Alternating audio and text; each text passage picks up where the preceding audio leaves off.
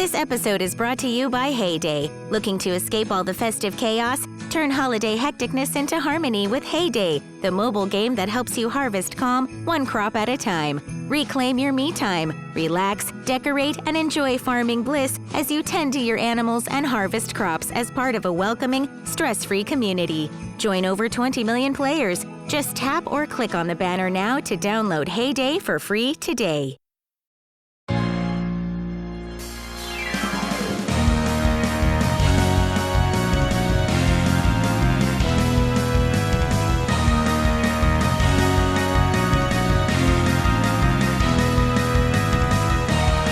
Welcome to the Supreme Resort, Land v. World, a podcast about Disneyland and Walt Disney World, and which is the Supreme Resort.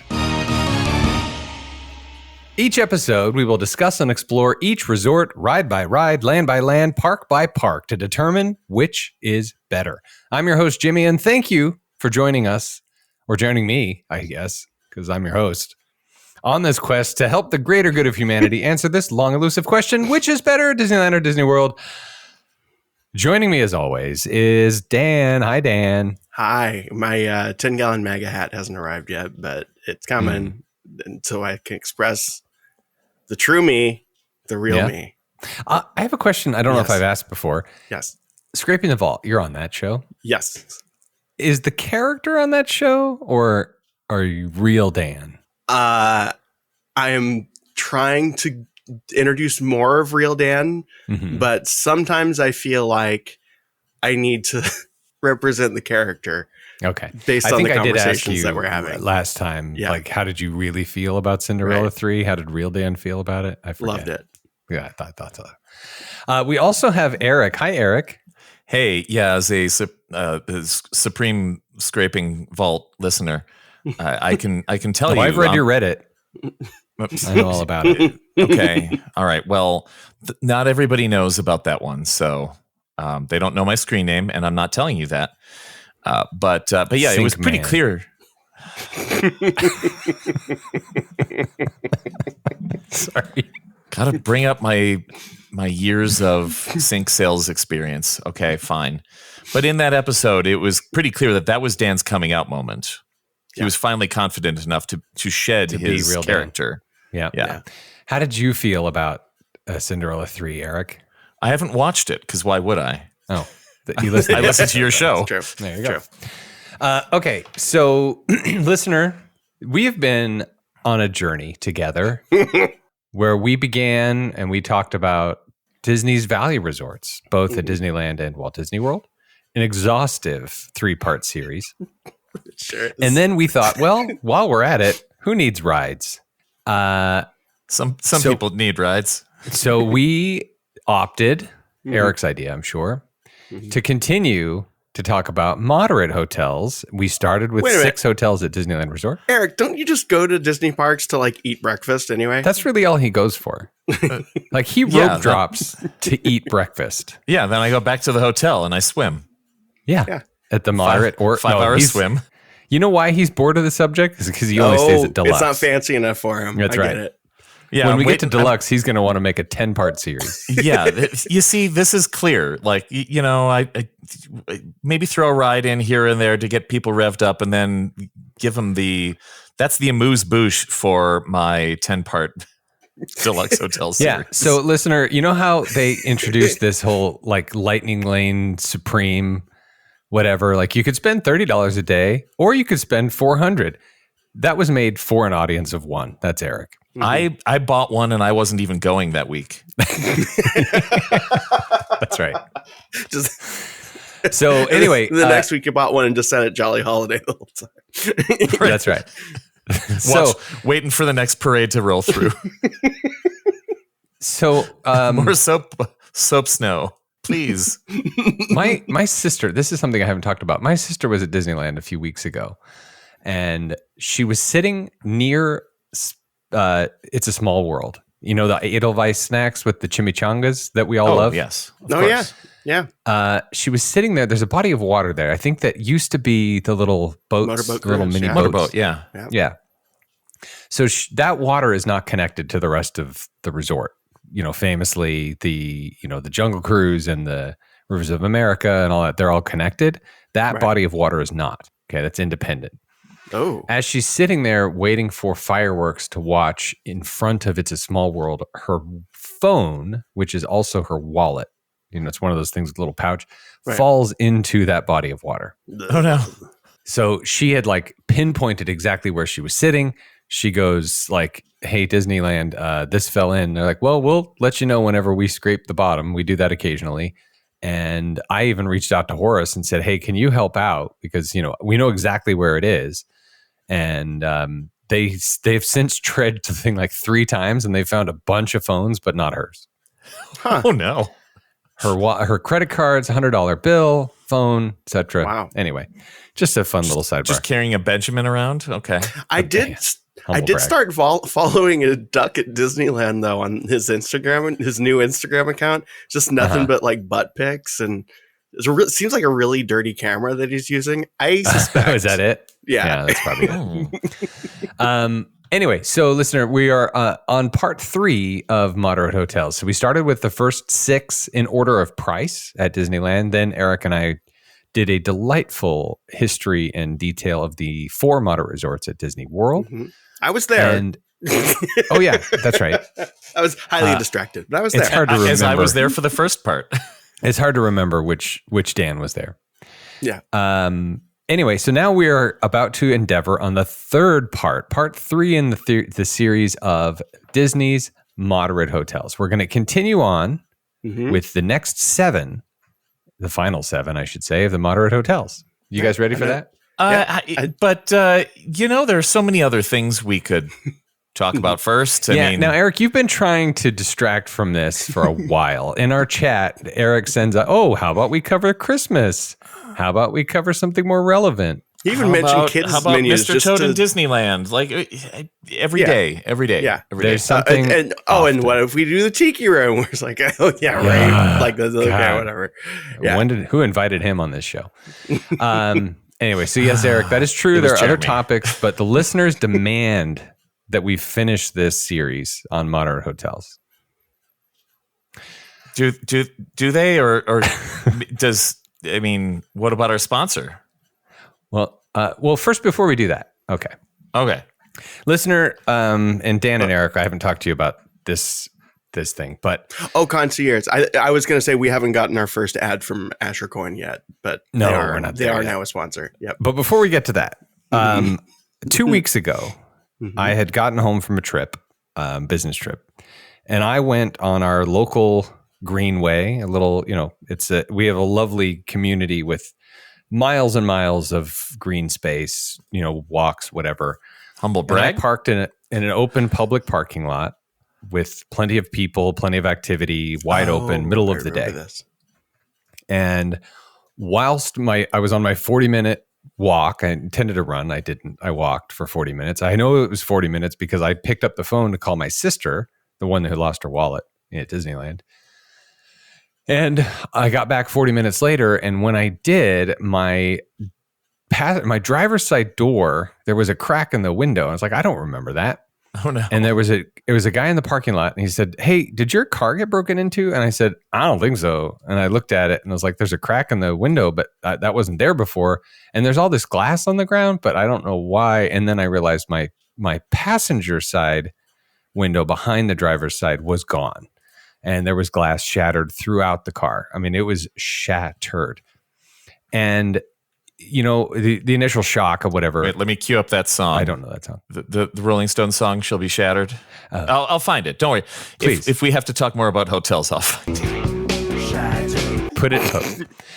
Anyway, so, anytime you get broken into, Rob, whatever, there's this feeling of violation. What do I do first? Call the police? What do I do? And so the first thing I did was I went to look for my wallet. When I go for a run or whatever, I leave my wallet in my car. Now, listener, my car has a center console between the driver and the passenger seat. It's a little door that you open up. And inside that door is a little caddy. And in that caddy, I have napkins, I have coins, I have pens, just miscellaneous stuff. Good Under coins that, or like you can just random change? Yeah, like nothing significant. Okay. Lift up the caddy, and there's a compartment underneath it. In that compartment is a box of tissues. Underneath the box of tissues is my wallet. Okay. So this is not like my wallet was sitting on the dashboard. Come on, break in. There was nothing else in my car. My wife had just emptied it. I was on a trip. She'd emptied the car of everything to get it cleaned. So these people were going to break in the car one way or the other. So police, they had tried to use my card at a place in the next town over, and they were unsuccessful. Anyway, there's police activity. There's stuff going on. But meanwhile, I have to, hold my credit, cancel my credit cards, my ID, like everything that I have to do all this stuff, police report. Now my car's broken. I have to file a claim with the insurance company. I have to get my car fixed. Now I have to update my recurring charges for Patreon for my Disney Nerd podcast. And just one thing after another, just like it's weeks and weeks of just nonsense. And while it's just an inconvenience, everybody's happy, everybody's healthy, but somebody has my home address, right? Somebody has access to do whatever they want to do. And it's just a little scary feeling. Is it a rabid fan? It could be. Because then I'd worry. Yeah, if they have my address. Cease and desist. Anyhow, so it's just been a rough couple of weeks with that. And then that was the day I went to pick up my parents for Thanksgiving and people in town. I had to rent a car and it's just all this just stuff. Come home the other day and the bathroom sink faucet is broken evidently and it had been leaking and now it's water damage downstairs. And it's just like, come on. There's just all kinds of stuff. So I fixed the plumbing the other day. I fixed the sink and everything's all fixed, but there's still water damage. And then about an hour later, my wife says she has a little desk in the entryway of our house. And inside this desk is a built-in power strip. And that's where we plug in our Christmas lights on a timer. And those lights have been working all week, no problem. Friday, after the plumbing incident, now she says that the electrical doesn't work. I'm like, power strip doesn't work. It's like, I'm going to go to Lowe's to pick up a new faucet for the bathroom. I'll pick up a new power strip, but I have handy tools. And I went and I said, there's power in this outlet. There's not power in the power strip. So the power strip is plugged into an outlet that has power. I was just going to ask if it was plugged in. It is plugged in. Okay. Very smart. But there's no power in the power strip. She's like, it's broken. It's crap. It's just cheap. We need to get a new one. I said, okay, I will get a new one while I go to get the new faucet. But there's a break between these two things. There's something that is stopping the power from getting from the wall to the power strip. Nope. No, there's not. It's cheap. It's old. We got to get a new one. I was like, okay. But I'm telling you, there is some switch, GFI, button, something is stopping the power from getting to the power strip. Did you check the switch on the power strip? She says there's not one. Okay. Mm-hmm. Okay. All right. So anyway, 5 minutes later, I'm about to go to the store. I come out. She says, oh, there was a switch. Yeah. And I stopped right there, guys. And I said, this is it. This was Friday. This was 2 days ago. I said, this is it. I'm right. This is the first time in 20 years I am right about something. Once. Everything is sunshine and roses, moving on. Everything is downhill from here. Everything is going to go right from now on. And I have to tell you this. We just went on, we did a little workout with the scouts just now. I got home from my workout and I received a package in the mail from an anonymous address in the next town over. And it says, Dear James, my son and I were walking and found these on the sidewalk. We wanted to make sure no one stole your identity. Happy holidays. Oh, wow. My credit cards, my ID, wow. Everything from my wallet was returned to me because I was right. Crazy. There is still good in the world. Guys, I was in tears like, oh my God. I mean, all the damage is done, but nobody has my stuff. You know what I mean? They didn't keep that. It feels so good. Huh. And those people took the time to put in, and it's a P.O. box with no name. Like, this was totally anonymous, and they weren't looking for anything. They're not asking for anything. They're just like, listen, we don't want people to steal your identity. Here's your stuff back. So the rabid fan already has your address, and they said, I don't need this anymore. Yeah, that's right. Anyway, I wanted to share that because I thought it was a delightful feel-good story. There's still good in the world. And thank you, rabid listener, for returning my stuff. It feels really That's very good to nice. know. Yeah, it's really nice. Anyway, let us get to Moderate Hotels Part 3. But wait. We already said we should shout out to the sponsor, and you didn't. Oh, okay. All right. So sorry, two things, guys. Order of business. Yeah. Thing number one, we have a listener. Roarback is the last name. Only the one? We have more than one, but one of our listeners, Roarback, had recommended our services to her father-in-law. And her father-in-law and his wife booked a trip, and I booked everything with them. They're lovely people. One of those couples who've been together for 600-700 years. And one can't be on the phone without the other. Okay. Yeah. I think, listener, you all know this couple. Every time he calls, she's also there. They're wonderful. It's adorable. Just a delight. Kind of remind me of my parents kind of thing. They're just wonderful people. So I booked their trip to their package to Disney World. I booked their flights. I did the whole bit. And they, kept along with them. And they told me very clearly, they're very simple people, right? They said this to me. And meanwhile, I'm like, well, I'm going to book you some restaurants that I think are kind of interesting. California Grill. And I did the diner at Hollywood Studios where you keep your elbows off the table. Oh, 50s Primetime? The Primetime Cafe. I booked Primetime Cafe. I said, hey, you should check out Satuli Satuli Canteen at Animal Kingdom. Try the barbecue place. You can find normal stuff, right? I mean, maybe Satuli is a little bit unique. They put what's actually in there on the menu. Thanks. But, so I was like, I get you have simple palates, but try California Grill. You can get a steak there, but what a wonderful view. Yeah, or a fish or a chicken. Yeah. It's something like let's just kind of dabble, dip your toe into this other world. Yeah. I think I did 5 reservations for them. Like, hey, you can cancel whatever you want. Just here you go. Every last one of them was canceled. But when I had logged into the account to book their stuff for them, I didn't log out. And this happens a lot when I book for people. Is like usually that's the last thing I did for that client, and I haven't logged in for myself. So I'm getting all of the alerts for everything that they're doing. It's like your hot dogs and hamburgers are ready to be picked up at Casey's Corner. Like, yes. All right, they're that couple. I love it. You were not kidding. They were really excited about Mama Melrose. Okay. Yeah, fair. Anyway. Yeah. So again, let me reiterate. I love these people. If we lived nearby each other, I would go hang out with them just to hear them talk. They're great. So this Friday, that same Friday where I was right, they called me before I found out about all that other nonsense and said, hey, you booked our trip where we're checking out of our hotel on Saturday and you booked our flight for leaving Sunday. And I'm like, oh, for the love of God.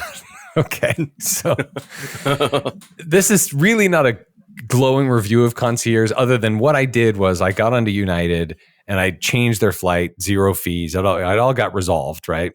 But I felt so bad. And in our conversation, he had mentioned that they went to Epcot and he loved the grapefruit Hefeweizen from the Germany pavilion. The Schöfferhofer, yeah. Schöfferhofer. So I was like, it's called Schöfferhofer. And he's like, I loved it. I wish I could find it. And while I was talking to them, I found it. And I got Total Wine and Spirits to bring them a 6-pack an hour after they landed. And so that was my little gift to them. Nice. That beer is actually really good. And it's like 2.5%. Yeah, so it's an easy drinking beer. But now the Roarbacks are a happy recipients of a 6-pack. Compliments of, oops, my bad. All right. So yesterday, I got this email I want to read to you. This is a listener, and I'd like to read this whole thing to you. Is this more concierge? What's the context here? Okay. Concierge. Good morning, Jimmy. That's my name. My name is Julie. I'm Dan. That's Derek. And I am a Disneyland adult, and in parentheses, or senior. And my 2 daughters are also Disneyland fans. I am a regular listener to the Supreme Resort, along with the Hub Crawl and other Disney adjacent podcasts. Ooh, I like that one. Adjacent. My other She's talking about Bowie's podcast, The Ride, for example. My interest really grew during the pandemic when I spent a lot of time listening to podcasts. I live in Washington State and first traveled to Disneyland in the 60s with my family. I can remember riding the Skyway buckets through the Matterhorn and being scared of shrinking in the Adventures Through Inner Space ride. Since then, I have visited Disneyland every so often, spread out over the decades. It goes on. I would like to work with you on to plan a Disneyland trip for myself and my 2 daughters. This trip is to celebrate my birthday in March and my recent recovery from cancer surgery. Oh, wow. Yesterday, the oncologist shared that I will not need chemotherapy, so I am ready to make travel plans. Wow. So we heal people is what you're saying. Right. Our podcast. FDA approved. Before she listened to the podcast, cancer. After listening, no cancer. Glowing review. Why didn't she leave a 5-star review on She might have been. She might have been one of the. Right. I haven't checked. Anyways, she gives us she gives I details about when she wants to go. But you really need to give us a 5-star review. That's right. So we appreciate the support, but it means absolutely nothing without a 5-star review. Oh no! All right. He doesn't mean that, folks. He doesn't mean that. I don't. Anyway, so then she sends another email after this, and I could go into detailed planning stuff because she's talking about going. She wants to go. Her daughters will stay with her for a couple of nights. One daughter for this day we want single day. I want 3 days. They want 2 days. I want 1 day for this day, 1 park for this day, 2 parks for that day. And what I had to explain was Disney does not allow for that. You can't just. If they're staying with you for 1 night, they're staying with you for the whole time. You want a park hopper for 1 day, you're getting a park hopper the whole time. Like there's no mix and match here without making 5 different transactions, which is fine. But anyway, that was a fun. So then she sends this other email, or excuse me, the same email as before, but then she sent pictures in another email. So I sent you guys an email. Don't open it yet. But then she says, after I responded, she said, oh, sorry, everybody. Thanks for the email back, blah, blah, blah. Here's a little fun fact. She's a teacher from Washington. Most of my teaching career has been at a school in Carnation, Washington. Oh. Carnation Farms is located nearby in the valley. Oh, wow. There on display is one of the historical barns in the Disneyland ice cream truck and photos and memorabilia of Walt Disney and Carnation products in Disneyland. Wow. The ice cream truck makes an appearance in the 4th of July parade. Is that a Bob Gurr vehicle? It is, in fact, a Bob Gurr vehicle. Yeah, it is. Julie. And there are 4 pictures that she sent. Don't open them yet because we have a little game to play. Oh, no, I already had to open it. Well, you can open them. Pretend I didn't. So it's Carnation, guys. You're familiar with Carnation at Disneyland. Mm-hmm. Wonderful pictures. It's just delightful. I'm doing my best at figuring out how to add them to the show notes. The show image is going to be the picture that I'm going to describe to everybody.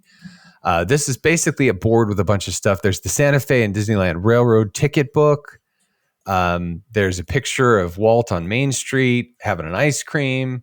But Carnation at Disneyland is like opening day kind of stuff, guys, right? Wow. And there's a menu that I would like to go through with you guys, play a little bit of a menu game. All right. I have not looked at the prices. All right. I have a really dumb question, though. Are they going to go to the Carnation Cafe when they go?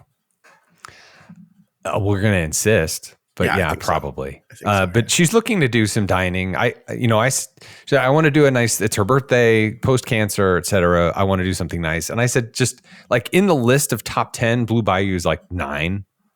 Okay. Cafe Orleans, the one at DCA, the Lamplight. No, the other one. Carthay? Carthay, but not the lounge. Like, do the restaurant, whatever. Oh yeah, for sure. The restaurant isn't that great actually anymore. I just like the atmosphere. It's a nice, fancy place. It's just anyway. The last time I was there was really good. Have you thought about Napa Rose? I suggested Napa Rose. That was number 2. Yeah. I think it was Cafe Orleans, Napa Rose, Carthay, not the lounge, and then anyway, she's going to do Carthay. I think. Okay. Carnation to Disneyland. Now there's ice cream, ladies and gentlemen. There's ice cream. Features from Frontierland, treats from Fantasyland, surprises from Tomorrowland, imports from Adventureland, and suggestions from Main Street. There are ice cream themes for all 5 lands. That's I kind of right. remember when this was a thing.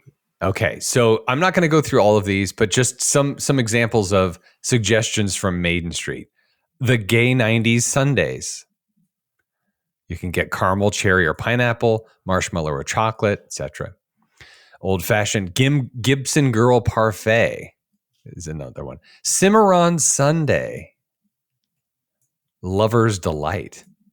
Ooh. And then in Adventureland, the Hawaiian Sundae. What comes on a Hawaiian Sundae, Dan? Pineapple.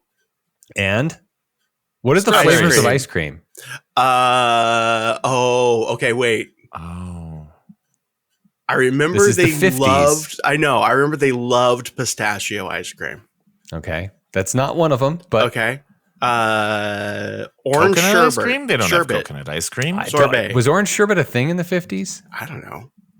Okay, vanilla and strawberry ice cream Okay, I was right at the first with one. pineapple, Yep, there it is. strawberries, coconut, and finally, sliced bananas. Yep, those are all Nothing tropical says things. Hawaii Like like bananas. sliced bananas. Most of that works, though. I like it. Yep. Then there's an Amazon special, Tahitian Sunday. Okay, and then Tomorrowland, there's the 2000 AD special. This is the year 2000 AD special. We ponder that health foods will never replace this tasty treat. A delicious hot fudge sundae With a hamburger. With Sunday on top of a hamburger. with a something I can't It's not read 2020. Interplanet Before that. special. 2 scoops. More like 2,000 calories. Yeah, zing. Interplanet special. 2 scoops vanilla ice cream topped with fruit salad, whipped cream, and cherry. Okay. Ooh, dump out that can of fruit salad. Like the That's fruit right. cocktail. That's what I'm thinking. That's right. Oh, yeah. With syrup and all. Yeah. Extra Anyway, none of these are like overly differentiated or whatever, but Western Frontierland, there's a Golden West float, invigorating orange freeze, Santa Fe Express, etc. Fantasyland has a castle special, whatever. Here's what I think is really fascinating about this menu. By the way, everything I just mentioned, all of those things range between 35 and 75 cents. Okay. Yep. I wanted to give you guys some context for the game we're about to play. Okay. There are 5 menu items for eating at the Carnation. So at Disneyland. not ice cream. Like So there's technically 1, 2, 3, 4, 5, 6, 7 items, but a couple of them are derivative. So I'm going to just make it simple. There are 5 items on this menu. Okay. is this the what shouldn't be on the menu game, or is this? No, I want you to pick all 5. Okay. And yes, there's one, Dan, that should not be on this menu. Okay. Okay. Oh. So pick all 5. And the ranges are the cheapest is 30 cents. Okay. The most expensive is 65 cents. All right. Oh, I'm gonna go. okay. Ooh. I'm gonna go with an easy one. Unless Eric, do you want to start? No, go for it. Okay. Salad. Okay. Here's the thing that should not be on the menu. Tuna salad. Oh, No, tuna that should salad. totally be on the menu for the Yeah, of time course, for period. the That 50s. totally fits. Okay, so tuna salad is 40 cents. Yeah. These are sandwiches, by the way. Sorry, these are sandwiches. Oh, they're I should have sandwiches. said that. Okay. Oh, okay. Because that there is a helps. salad menu that I'm not talking about right now. Oh, okay. Got I it. Okay. apologize. So we're These are talking about the sandwiches. different sandwiches. Okay. Different No, sandwiches. my bad. tuna salad sandwiches totally fits with Yeah, the time perfectly period. fine. Chicken of the Sea pirate ship. I mean, come on. Sure. Okay. All sandwiches delightfully garnished with dairy Potato fresh chips. carnation cottage cheese, by the way. All of them. Oh, yes. Okay, Eric, Okay. you go. What do you think? So we got tuna salad. 1. Tuna salad. Okay. Oh gosh, with cottage cheese. Oh, garnished with not on the sandwich. Garnished with. Hamburger. Hamburger and cheeseburger, yes. Okay. So that's and that one. counts Oh, as a okay. sandwich. You're counting both. Okay. That I wasn't counts sure as a if sandwich. if they were going to be Hamburger separate. 50 cents, cheeseburger 60 cents. Okay. Bologna. No bologna. Close. Okay. Another kind of lunch meat. Okay, Eric, you can take it. Salami. No, ham. Ham. You Ham. can do Oh, ham of course, grilled or ham. plain, or ham and Oh. cheese grilled or plain. Okay. Oh, okay. So Okay. 2 more. There's 2 more items. Now think typical American hot Main dog. Street U.S. hot dog Oh, with yeah. tasty pickle relish. And finally, Hot dog, not a sandwich, by the way. It's a taco. I mean, the 5th item on the menu is Chili. American cheese. Oh, God. A cheese sandwich. A cheese Oh, sandwich. I You can get never that would've got grilled there. or plain. Ooh. Plain. Oof. Plain. Okay, so With salads, cottage mayonnaise? cheese with Don't cottage you cheese dare with put choice lettuce on that. Nope. But you get cottage cheese on the side. Okay, so here are the salads: cottage cheese with choice of pineapple, pears, or peaches. A fruit bowl with sherbet, banana, and whipped cream. So far, we have not talked about lettuce at all in these salads. 3rd item is chef salad with ham and cheese. 4th is a crisp green salad. Soup of the day is a specialty: chili and beans. A cheeseburger size. That's an open-faced chili burger, 75 cents. There's I'm pies into and that. cakes, juices. Now, here is the beverage list. This is Milk. 1955, everybody. Milk. Milk is Milk. number 1 Yeah. on the beverage list. You can get a 3rd quart of milk. A 3rd quart. 3rd quart of milk for 15 cents. Item number 2 related Nice to milk. refreshing milk. Chocolate milk. No, Dan. Milkshake. Chocolate drink. Oh, God. Oh, that was an actual reaction. Oh, my God. But before we get to chocolate drink, which is the 3rd item, related So like to a milk, Yoo-hoo. related to milk that you can drink, also a 3rd quart, also 15 cents, has milk in the title. Unpasteurized. Buttermilk. Oh, no. Oh, Buttermilk. oh. On Main Street. Oh. Milk, Oh.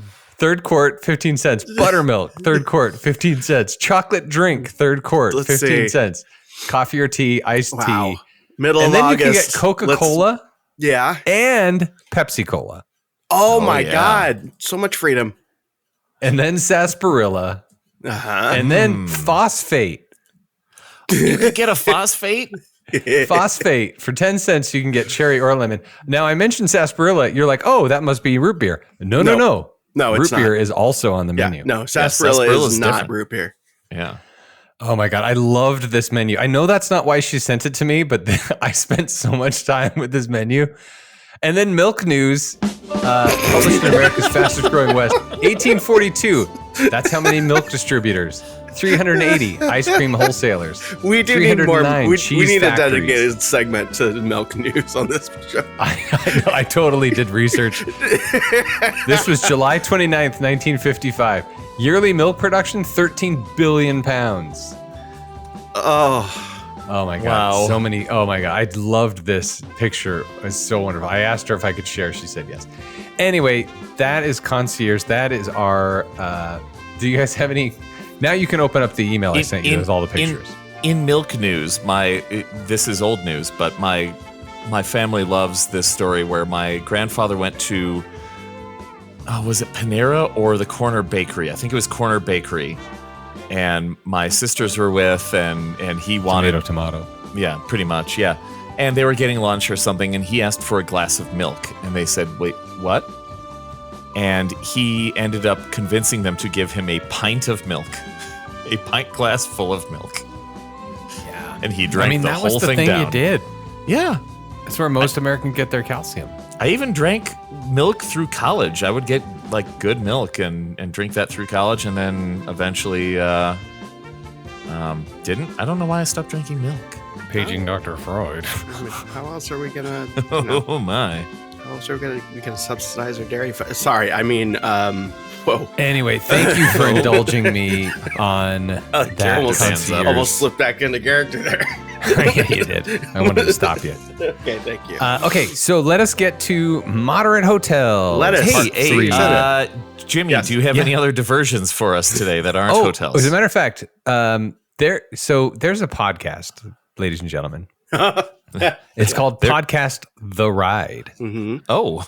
It was an inspiration for this podcast, this very podcast. There was an episode where they talked about Sunny Eclipse, which is a robot in a restaurant in Tomorrowland at the Magic Kingdom They spoke about that thing for over 2 hours. I was entertained the entire time. And I thought, you know what? There's an audience for this nonsense. One of the inspirations, we've talked about their show quite a bit on this show. Oh, yeah. And we've talked about Sunny Eclipse a fair amount on this show. Sure. So in the podcast world, there are times where one podcast will borrow or be inspired by the other, et cetera, et cetera. I mentioned where I was inspired by them to start this show. And then sometimes in the zeitgeist, there's just podcasts seem to talk about the same subject from time to time. And it's coincidence a lot of times. Sometimes it's in the news, and so everybody talks about it. Other times it's coincidence. There was a couple of incidents that I want to have Eric and Dan talk about that seem a little bit more than coincidence. Right. Yeah, no one's in trouble, but we might need to spank our audience in the future if these things continue. Don't spank the audience. They're great. Lightly. Ooh, like a fun one. Yeah, just, like everybody gets pleasure. And by spankings, I just mean maybe more Asher. Oh no, he's back. That is a from spanking. Christmas break. It's an audible spanking. Years later, he's 11 now. Right. So I think, Eric, you have noticed that there have been some suggestions on the Patreon that from the audience that can sort of suspiciously line up with things that we've done on this show. Yeah, I mean, I've been ever since Jimmy introduced me to the show, I've been listening to the show, and I enjoy Podcast The Ride. I'm a Patreon subscriber, and it every once in a while there are things that line up that are a little interesting, and it's not necessarily the confluence of random Disney events. Like, hey, everybody, let's all talk about this week. Let's all talk about it. Well, right now everybody's talking about Muppets, of course.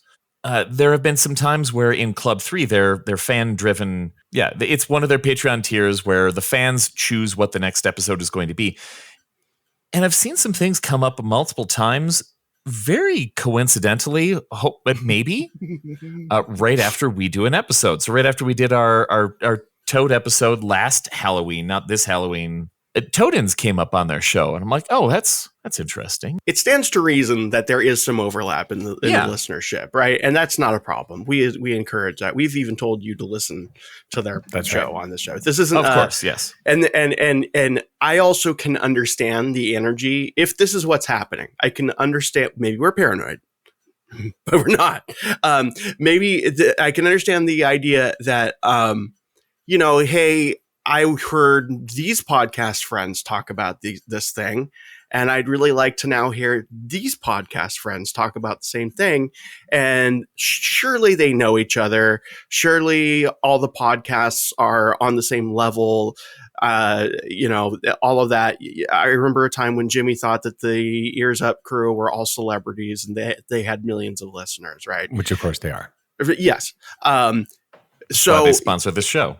Or so there's that, and it also, there might be a feeling of like, hey, let me help out this perceivably smaller podcast by suggesting that they, share this idea with this bigger podcast, which is fine if that's what's happening, but give us some credit. That's it. Yeah. So recently we did a whole 3-part series on value hotels, and it was suggested in their Reddit or whatever that they do value hotels, and that became the next episode. Right. So to Dan's point, we are smaller than them is what I'm trying to communicate. Yeah. And we have a great following, and in the, I don't know, like tens of thousands of downloads a year. It's good. People listen. Right. But theirs is, significantly higher. We like them. We'd love to collaborate with them. And so if you do enjoy a topic that we cover and you want to hear them and you suggest it to them, please mention where you got the idea. That's it. I think that's the ask. Yeah. If that's what's keep going sharing on. The information. Yes, keep sharing the ideas. We're not asking you not to. We're just saying, if you're trying to help, this is how you can help. And if you're not trying to help, please stop. And if you, and if you do, then a 5-star review, the end. Yeah. Your attention, please. Ryan Reynolds here for Mint Mobile. One of the perks about having 4 kids that you know about is actually getting a direct line to the big man up north. And this year, he wants you to know the best gift that you can give someone is the gift of Mint Mobile's unlimited wireless for $15 a month. Now, you don't even need to wrap it. Give it a try at mintmobile.com/switch. $45 upfront payment required, equivalent to $15 per month. New customers on first 3-month plan only. Taxes and fees extra. Speed slower above 40 gigabytes on unlimited. See mintmobile.com for details. Okay. And maybe we are paranoid. Maybe. Let us talk about moderate hotels. Hey, Jimmy, at the risk of tapping the well, do you have any other topics we can distract with? Because, I love moderate hotels, but, I do too. I was actually looking through my Google Docs and I found an old game that I made. Mind you, I was in character when I made this. Right. So new listeners, this is the real Dan you're listening to, but for since 4 the election, years. Since the election, I have decided that it's now safe for me to reveal my true identity, which is a freedom-loving patriot. And unlike the previous self, who was a annoying, libbed up leftist woke, I can't. And I'm a little ashamed of some of this, but I've also punched it up with my new freedom. So we can play the game. It's called Anaheim, Hotbed of Crime, or Normal Neoliberal Dystopian Hellscape.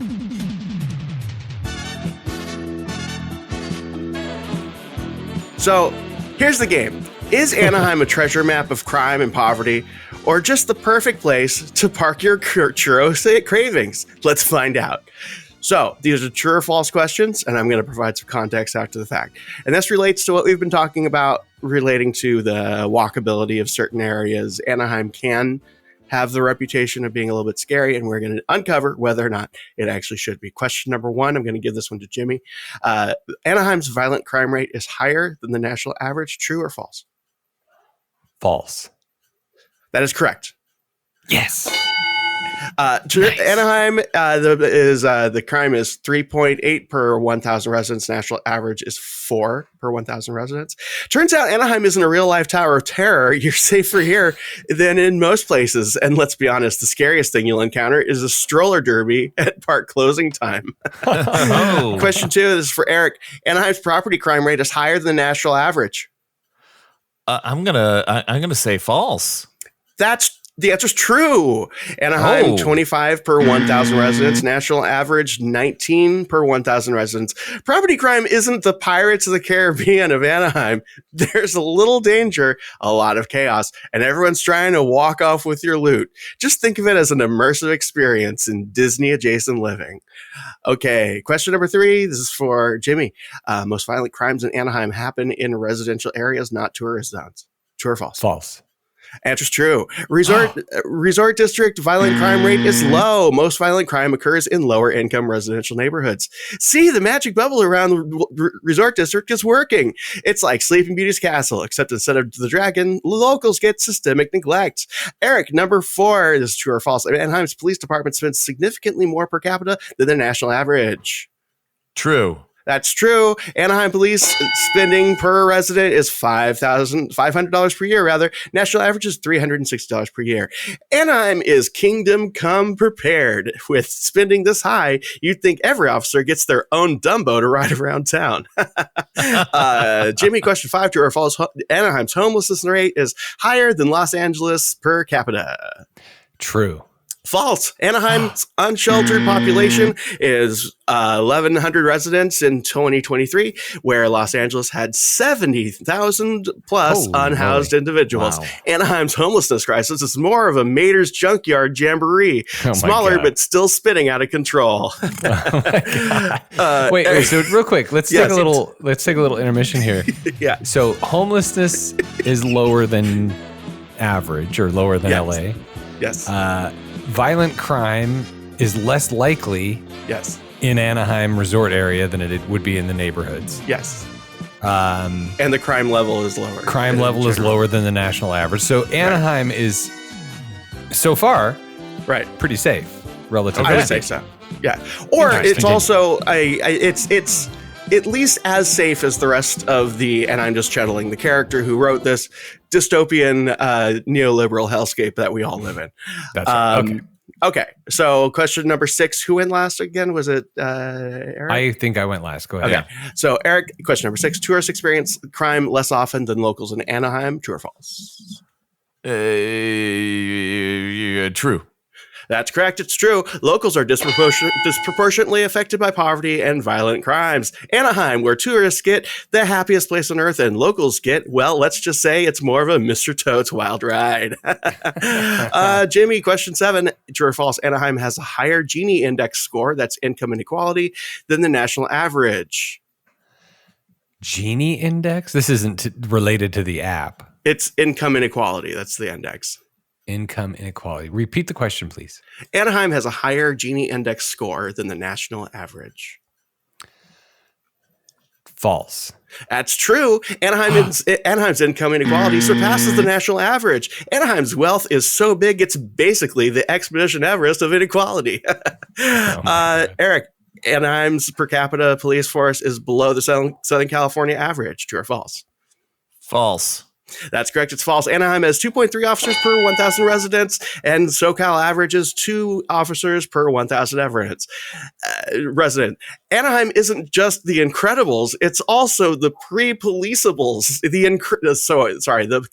Increpoliceables. With forces this big, you'd think they'd have their own Pixar pier.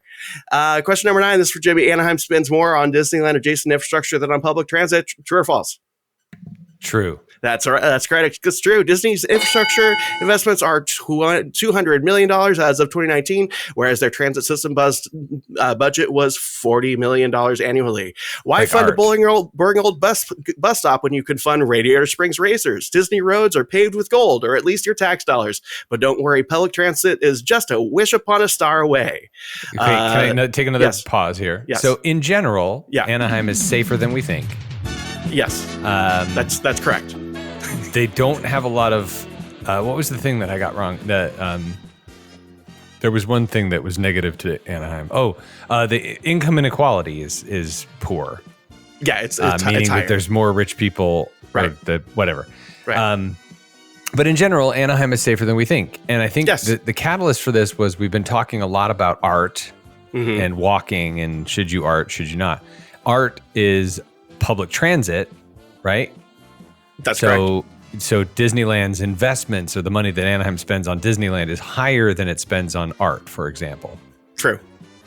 But if you decide to walk, you're safer to walk from your hotel to Disneyland than you would be from your hotel to, let's say, Staples Center or LA Live. Or probably. And I think the point is that you're safer to walk from your hotel to Disneyland than you would be to walk from, like, if you live in a major city, your home to the local Target. Yeah, that's what that was what I was getting at with the LA Live thing. Yeah. Okay, continue.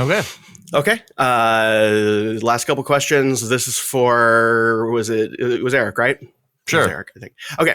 Anaheim's income inequality is worse than the national average, but not by much. True or false? True. Trick question. Anaheim has a significantly higher Gini index score than the U.S. average. Okay. Question number 11. This is for Jimmy. Anaheim is a crime-ridden hotbed of poverty and homelessness. True or false? I mean, clearly it's false. It's false. Anaheim crime rate stats and homelessness rates are consistent with broader urban areas in the U.S. Anaheim isn't a crime barra. It's just a regular old Tomorrowland of systemic failings. Eric, the biggest danger in Anaheim is systemic inequality, not crime. I guess true. That's true. Turns out Anaheim's danger isn't Jafar level. It's more like the Prince John of Robin Hood. Right? So Anaheim isn't a hotbed of crime. It's just a regular neoliberal dystopia with churros and fireworks to distract you from everything. Next up, our bonus round. What is social murder? Spoiler alert, it's not a Disney movie, but it's a lot scarier. Here we go. This is for Jimmy. We're going to talk about, I'm going to give you scenarios. This will be either it is random crime or it is the system causing people to perish. Question 1. Random crime or system? Yes.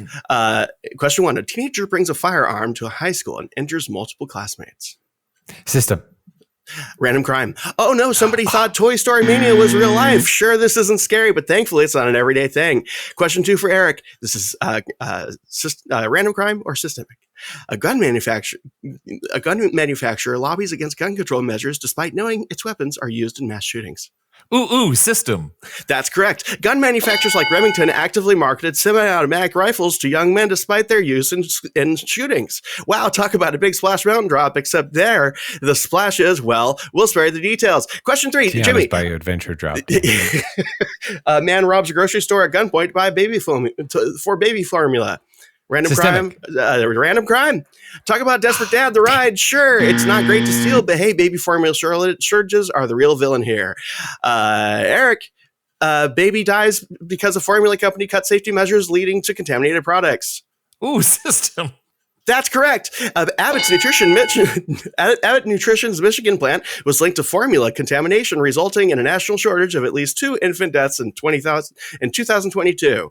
Let's move on to our final bonus round. The Nuremberg defense, question mark. Here's the premise. Consistency, you must decide whether systemic harm caused by corporate or government decisions can be morally excused under the guise of just doing their job, or if they are just following the money. Jimmy. Doing their job or following the money? Yes. Okay. Doing their job or making a good business decision, I suspect, because it's both in these cases. Okay. Jimmy, a CEO lays off 11,000 employees while the company reports record profits. Is that Nuremberg defense or corporate genius? Nuremberg. Corporate genius. In 2022, Meta laid off 11,000 employees while reporting over $23 billion in quarterly revenue. Talk about getting the genie back in the bottle. Eric, a pharmaceutical company falsifies test data to push a dangerous drug to market, leading to thousands of deaths. Nuremberg defense or bold innovation? Bold. Correct, but in this case, it's Nuremberg defense. And to the 2000s, Merck's painkiller Vioxx was linked to over 60,000 deaths due to heart attacks and strokes, despite evidence the company knew the risks. Jimmy, local government clears a homeless encampment without providing alternative housing, citing aesthetic improvements as the reason. Nuremberg defense or creative problem solving? Creative problem solving. Nuremberg defense. In 2021, cities like Los Angeles and San Francisco spent millions on encampment suites, leaving unhoused individuals with no alternatives and increasing mortality rates. Let's not continue because it's depressing. However, I do have a fun song. People like fun songs. This is a new song from our AI, the Asher's Good Time Jamboree is the name of the band now, relating to the now walkability of Anaheim streets. And I'm sorry, everybody, for sharing those leftist ideas. I promise I'm real me now. You will get no more of that. He's recovering. This episode is brought to you by LifeLock.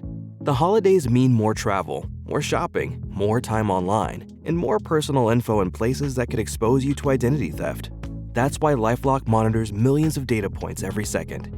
If your identity is stolen, their US-based restoration specialist will fix it, guaranteed or your money back. Get more holiday fun and less holiday worry with LifeLock. Save up to 40% your first year. Visit LifeLock.com/podcast. Terms apply. Okay. There we go.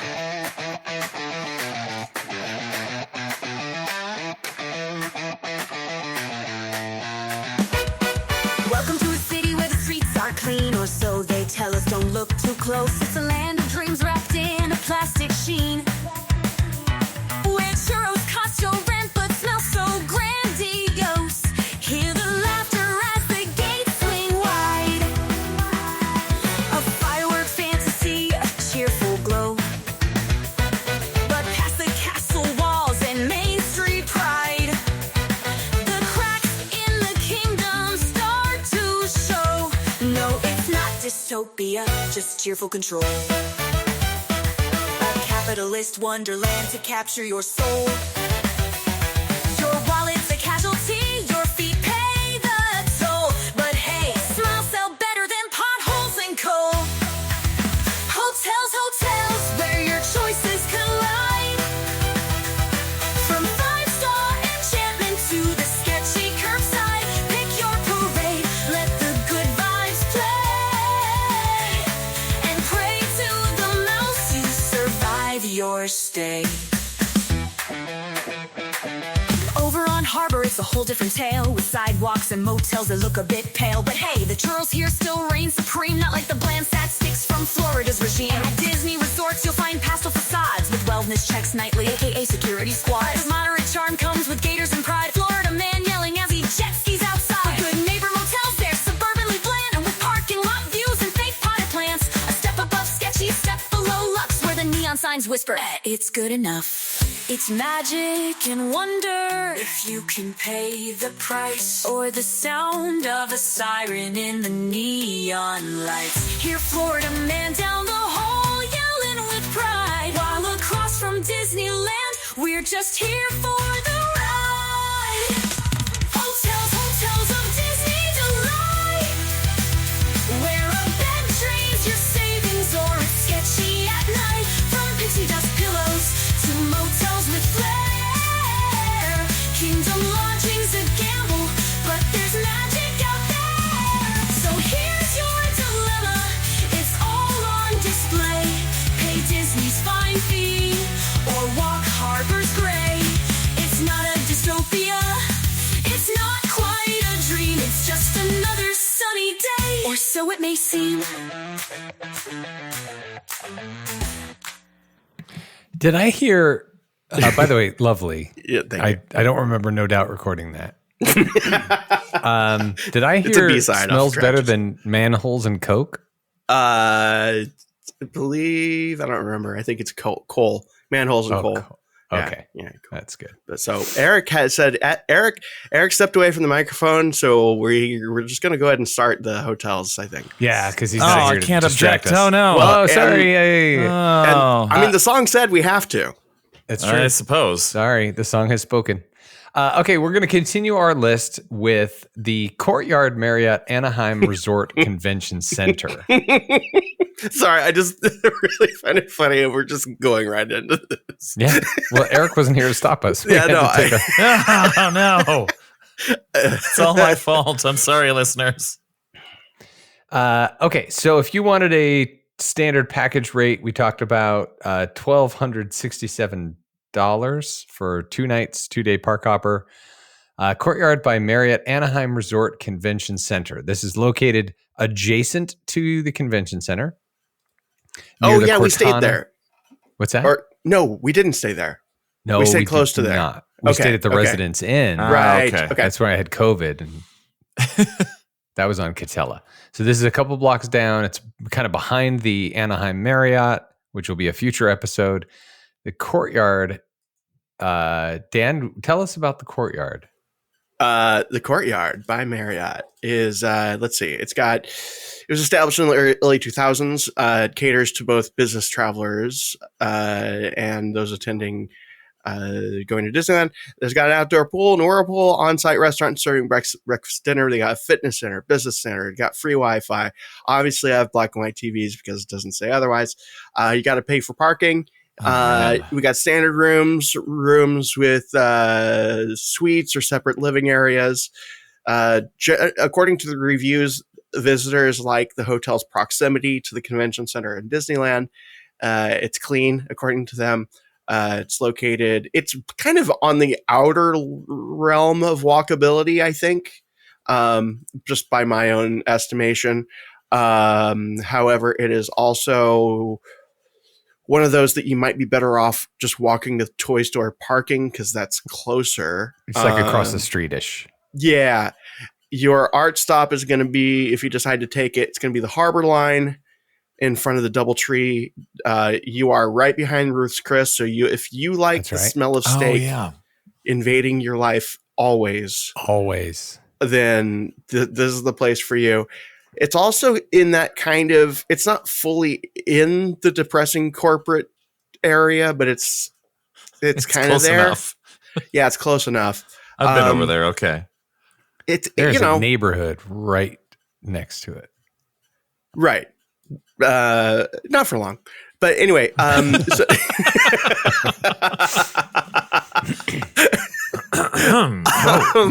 Whoa, wow. yeah. Happy Hearts Preschool and Daycare is not Clinton. It's not far away. It looks like a home-based business.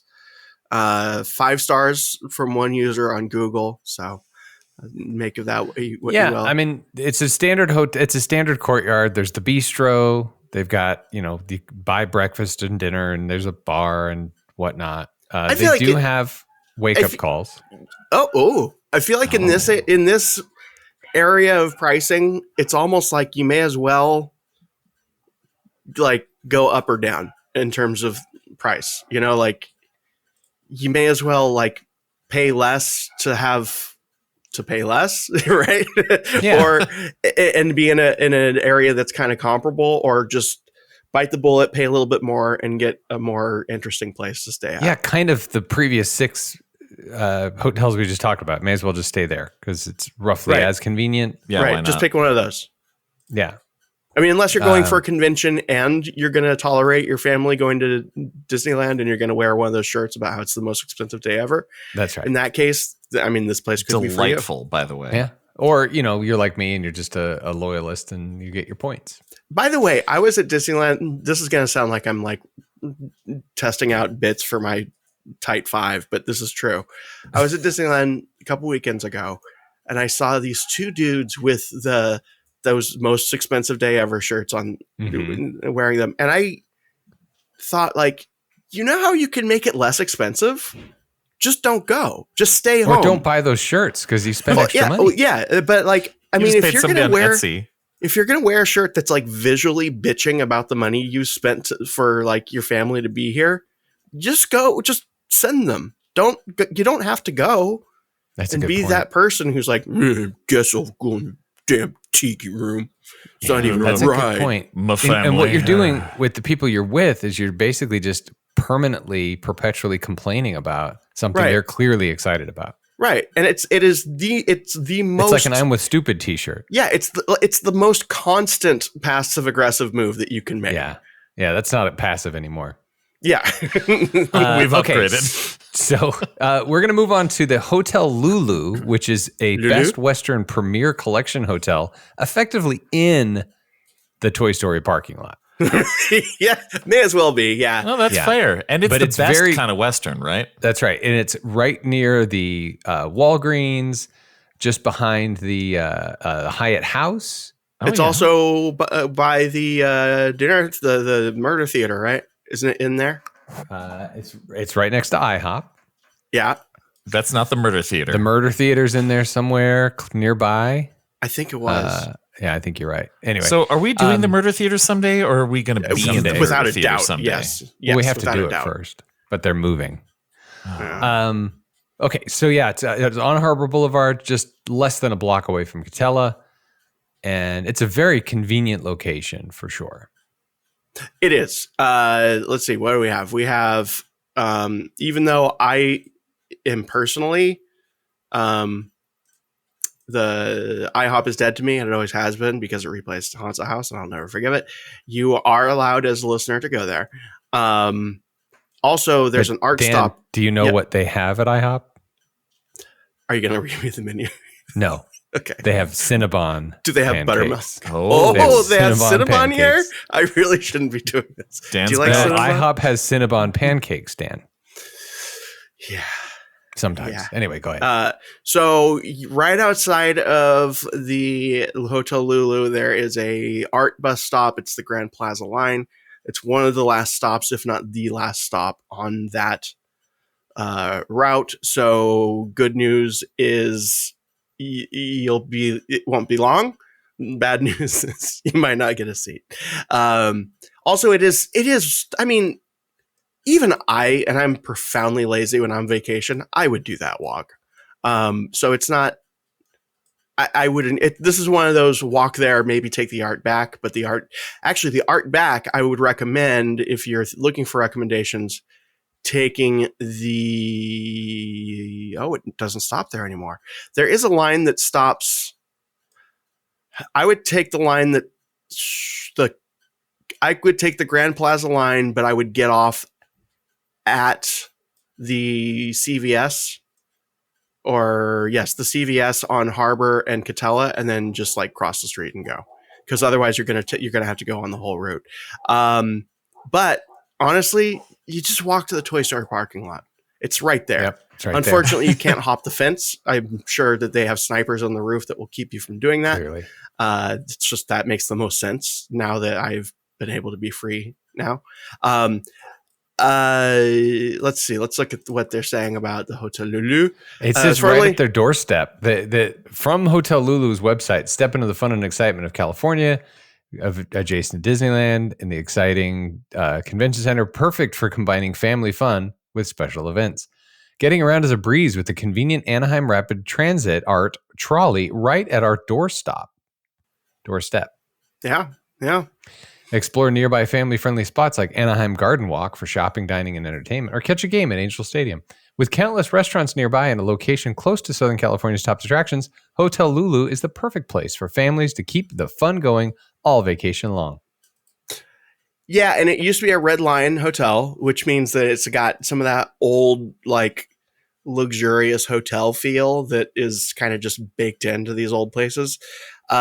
It seems like the angle they're going for is it's like the fun party people, like almost like it seems like Anaheim Hotel ish adjacent, sort of that market was what they're trying to tap into. And I mean, it looks fine as far as I can tell.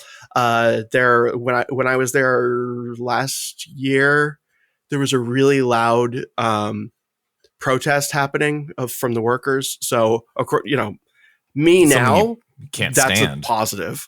I think that let's see, they got outdoor pool, looks like possibly an outdoor pool bar, on-site restaurant and bar. I don't know how reliable it is. It could be one of those. You have to pay for parking and you have to pay for food. Yeah. There's a cocktail lounge. Their exercise facility has weightlifting equipment, stationary bike, treadmill, and an elevator. Maybe unrelated, but indoor corridors. Thought that was an interesting amenity. Wait, the corridors are inside and the corridors aren't outside corridors, which would be... That's correct. They're interior. I guess you They could have a have corridors with multilingual balcony. staff, Eric. Wait, how many linguals do they have? Two linguals. Oh, okay. At least two. Just like they have cable or satellite television or direct TV. but it doesn't say whether it's in color or not, right? No, we're not sure. Okay. They have free wireless internet. They have banquet facilities, conference facilities, catering, a ballroom. My read on this place, based on just like videos that I've seen and other things, is this one is probably the one that, if you're going to bump up, like we were talking about, like if you're going to be staying in one of these boring places, you may as well bump up or down. I think this is the one that you bump up to from that middle area. Okay. Yeah. It's convenient. They offer sunbathing. Ooh, how That's nice one of of the them. amenities. Up on the Do they roof. like sponge? Do they sponge the sun onto you? That's right. So hey, okay. what hotels There's nearby have a higher room more that can see the sun. roof? All right. So I'm sorry, I'm moving gonna edit on. that part. And it feels close, which is, I don't know that that is important, but like the next one we're going to talk about, I think doesn't feel as close, but it is That's as close. Yes, I agree with you, Dan. I love the next one that we're going to talk Yes, about. you do. but- It's the Suncoast Hotel, Suncoast Park Plaza Hotel, Inn. Anaheim Tapestry Collection by Hilton. Love this Oh, place. yeah. But I do want to mention that does make a difference to some people. If you're planning this vacation or whatever, also keep in mind, if you have just a buzzkill of a person that you're traveling with who is like, but it doesn't feel close. Like, that is a thing, right? Yeah, Okay. sure. So, Psychologically, and this one will feel close. However, it's as close as the Suncoast, and I adore the Suncoast. Let's get into it. Yeah, it's 0.8 miles. Suncoast is 0.8 miles from the Esplanade. Yeah, Not a bad walk. it's not a bad walk, and you can take the ART if you want to. It's the Clementine line, turns into the 7-8 combo. Highly walkable, even if you want to do that like midday nap. It's definitely within that range. To your point, Dan, and yes. just really quick, 0.7 miles. Hotel Lulu, 0.7 miles. Right. Suncoast, 0.8. So Yeah, roughly it's- exactly the same. and from both places, it's basically a straight shot. Okay, so potential cons. I love this place, but I would understand if someone saw it from a distance and was like, I don't want to stay there. It's boxy AF. Yeah. It's right by the freeway, so you do get some of the freeway noise. It's just kind of inevitable in the area. There's weird, like apocalyptic empty areas around it. Visible wiring, not in the hotel, but like outside of it. There's power lines not like sticking out of the walls. No. You're saying. Inside it's glorious. So I just being perfectly honest, it is kind of far from like food. Like if you're one of those people who's like, I'm good to go, all I need is my Uber Eats, or I come with the food I'm going to eat, or I just never eat in the room. It's just a bed. It's the amenities themselves are great. Very comfortable beds, a little bit on the soft side, which is not a problem for me. I love that. It opened in 2019, part of Hilton's boutique style tapestry collection. You got to pay for parking, on-site dining, including a bar and cafe. This is one of those places where it depends on the time of day. Like they have a guy named Bruce. I don't know if that's really his name, but I'm painting a picture here. Like Bruce works there like 6 to 10, Monday through Saturday. Right. And Bruce has like a pizza oven in the back room. And that's kind of and he also tends bar. That's kind of what that is, which is the beachcomber. Yeah. It's not good or bad. It's just, if you go in expecting, hey, I can just go down and hang out and get wasted with a bunch of travelers while eating, chicken wings or whatever at any time of day, it's not that. Yeah. Not quite. Sorry. Yeah. But Eric, you've both stayed there, or Jimmy stayed there. We went there for something, there. And we recorded there. Yeah, we recorded there, right. And Eric, you did the most stay awkward there. record. In the lobby. Yeah, in the lobby, the business center. We were in the business center. That's right. Staying there, it was very pleasant. I was very impressed. That's a good word for it. Super clean, like modern. Yeah, it's a hotel. Yes, it feels modern. That's the thing. It feels like it's like it's like you're just enough outside of the bubble that it just feels like you're staying at a reasonably good hotel. Yeah, it doesn't feel any different than anything like that, but it's a good hotel. Right. It's comfortable. I like that it's small. We never got a chance to try out the bar there. Like that whole setup with the, so-and-so called in today. There's no bar today. Like right. that kind of small feeling is so boutique. Like it's a boutique hotel. It just it felt nice. I was able to talk to the building, like the hotel manager. I just said, hey, where's the hotel manager? And she showed up and I'm like, hey, I work for this travel company. Like we had a good conversation. And we asked for, can we record in your business center? Yeah, sure. No problem. They gave us they set everything up for us. It was very easy. They're very accommodating. Not everybody needs to record a podcast in their lobby, but we had a really good time there. It was an enjoyable walk that wasn't the same walk that you get when you're leaving some of the other hotels where you're just part of the throng heading to and from Disney. It's kind of isolated-ish, like Dan said, right off the 5, but it's on Disney Way, and it's just, it's a straight shot to your point, Dan. Yeah. You pass a parking lot, and then all of a sudden you're at that Best Western across the street. Yeah, and it's also a clear shot to see the fireworks at night through certain windows, or I think from the pool area you can see them. Yeah, probably. But, it's just there's some hotels that you stay at, and then when you go back, you're it's that feeling of like, oh, I'm really glad I stayed here. Like as you're walking on the property. Yeah, I feel like Dan, for me, my memory of this hotel and you is this was sort of an awakening. Like I think I booked this hotel for you with concierge. Yeah. Yeah. And it was kind of like at a departure, a little bit more expensive than you may have usually spent, but it was an awakening for you. A little bit, yeah. It was more of the awakening of like, oh, different types of hotels exist, which I knew, but it wasn't so much like it was like, oh, you could have this flavor of hotel, and it's not better or worse. Like, for example, weirdly enough, when I go to Disneyland during the holiday season, I prefer to stay at the Airs Orange because it just feels like holidays to me. This is like a good springtime place for me. To be fair, this was an awakening for me too. This was one of the first.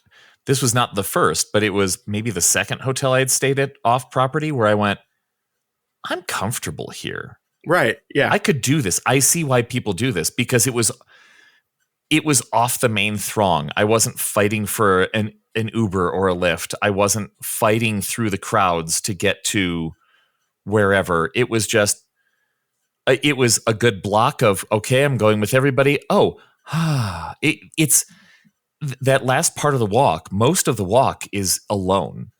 Yeah. And that's nice and safe. And safe. Yeah, clearly, as we've learned.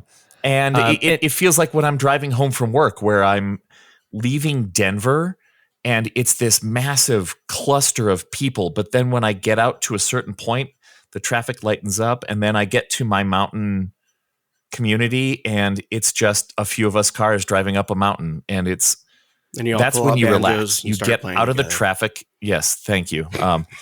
But you get out of the traffic and you're just driving. And by the time you get home, oh, how was the traffic? I don't know. I don't remember. Apparently it took 2 hours today. Is there a defining line like on the highway? You know, those highway signs now leaving, whatever. Is there one that says now leaving homeowner insurance?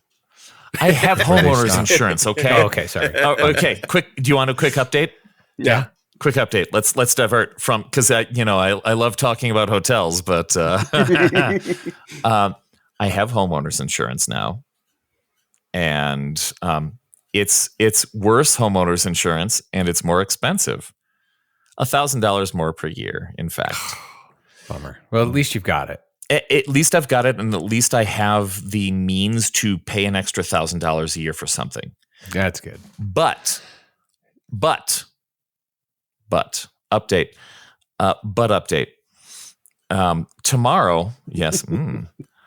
Tomorrow, I am going to be. Well, I'm being interviewed by a reporter from CBS News to talk about our mountain community and how it's so difficult to get insurance up here. And she has experienced the same thing in her area. Her home was part of the Marshall Fire, which was a few years ago, which is one of the reasons why our rates have gone up through the roof in Colorado. And she understands, and she's been looking into some of these other alternative insurance options, and she has a contact at the Division of Insurance in Colorado. But I am going to talk to her tomorrow morning about our particular plight, and I'm going to be on CBS News. Well, that's exciting. Great. So, listener, this episode will come out after he's been interviewed. Long so you can after. Google it. Just Google Adam the Woo, CBS News Insurance. Shall Mountain, you? Colorado. So, speaking of having the means, well, just real quick to sum up the Suncoast, I forgot what I was going to say. Hopefully, I will remember. Well, it's worth looking at because it's one of those hotels that like sometimes has this dip in the rate that's like insane, but also be aware of like the refund policies and the parking. It's Hilton, so they charge too much for parking. Basically anything that I could say that potentially negative about this place is entirely not this place's fault. It's just sort of the circumstances. Yeah. So, but what I was going to say related to Suncoast was, speaking of having the means, we just talked about Hotel Lulu. If you're going to bump up, right? Right. Oh yeah. What's the difference? The package price, that's 2 nights, 2 people, park hop or whatever. The total package price difference is $29. Oh, wow.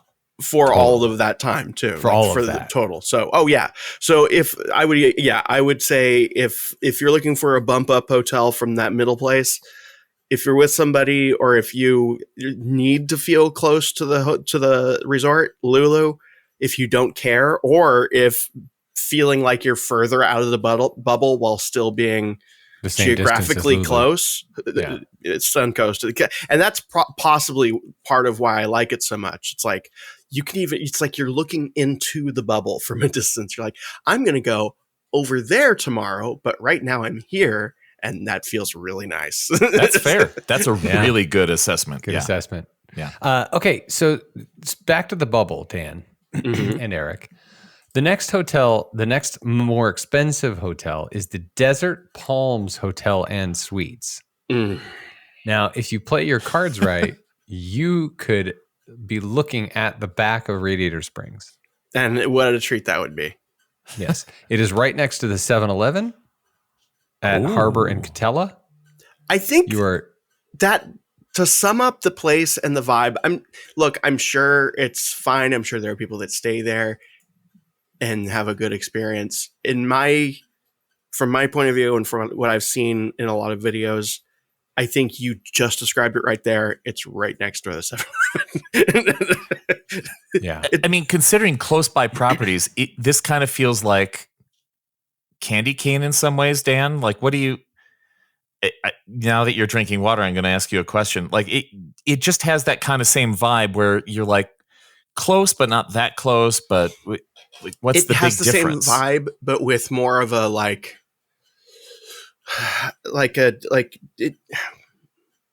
I'm drawing references that are specific to my own life, and that's not helping.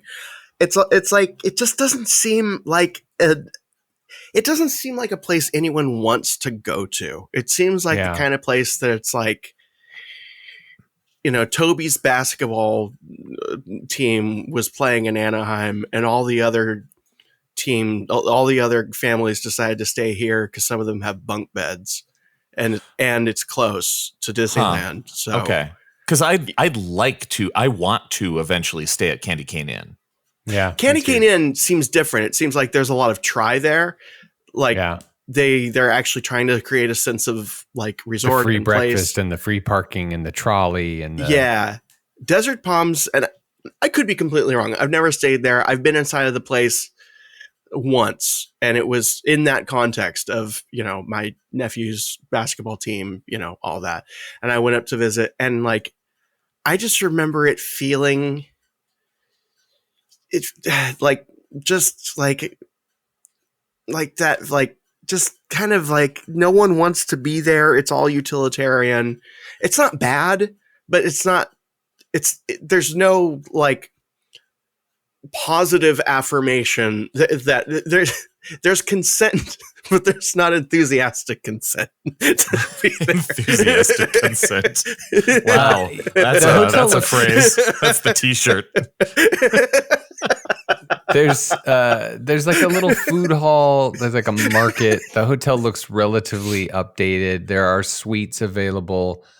There are kids suites and living areas in some rooms.